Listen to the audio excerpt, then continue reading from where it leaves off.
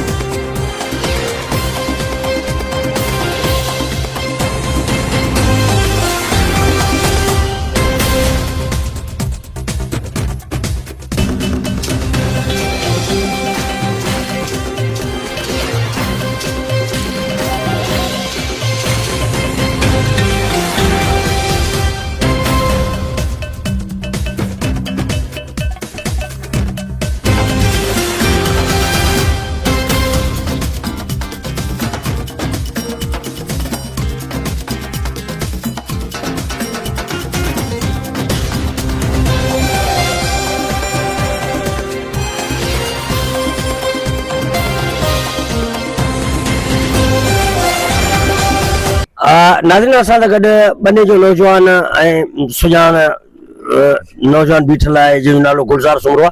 गुलज़ार, तव्हां बने जे हवाले सां असांखे ॿुधाईंदा त बने खे कहिड़ा दरपेश मसइला आहिनि?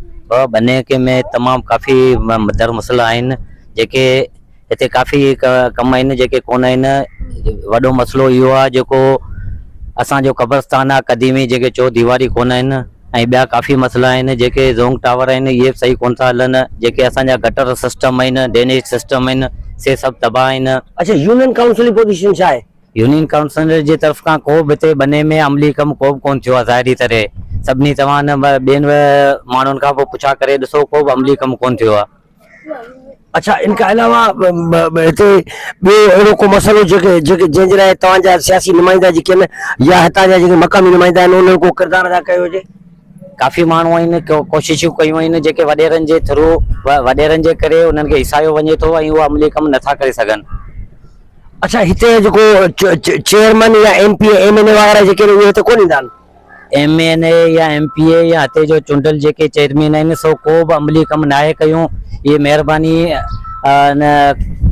लतीफ़ मेमन जी जेके असांखे रोड ॾिनो, रोड तबाह हुआ, माण्हू लाश तां पाणी मां कढंदा हुआ, ये उन्हनि जी महिरबानी असीं वरी थोराईंदा आहियूं बने जे अवाम जेके उन असांखे रोड ॾिनो।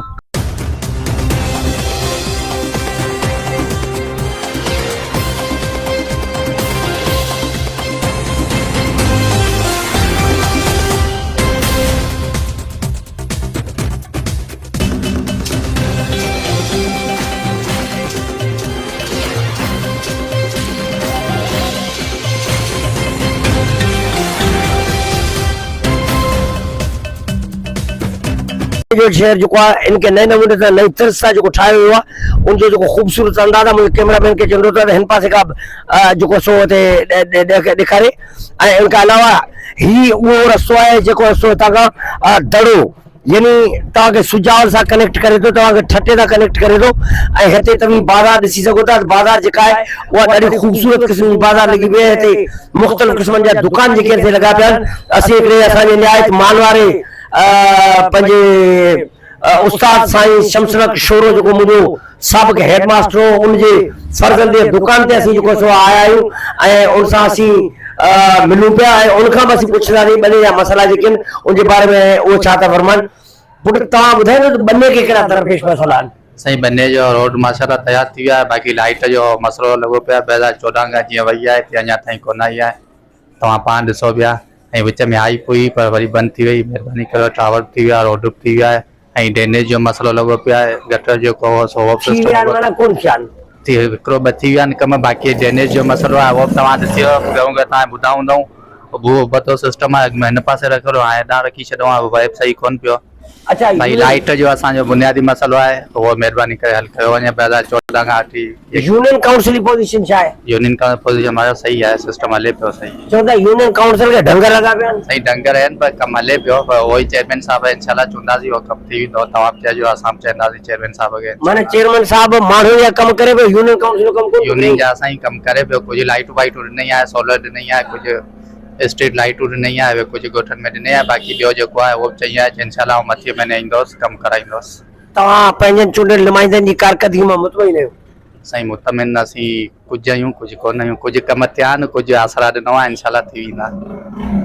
तो इंशाल्लाह ईंदड़ प्रोग्राम जे अंदरि वरी ॿिए के माग ॿिए के शहर जे अंदरि तव्हां सां गॾु हूंदासीं। तेसिताईं जे लाइ पंहिंजी मिज़मान रशीद सुमिर खे इजाज़त ॾींदा। साथ सलामत, सिंध सलामत।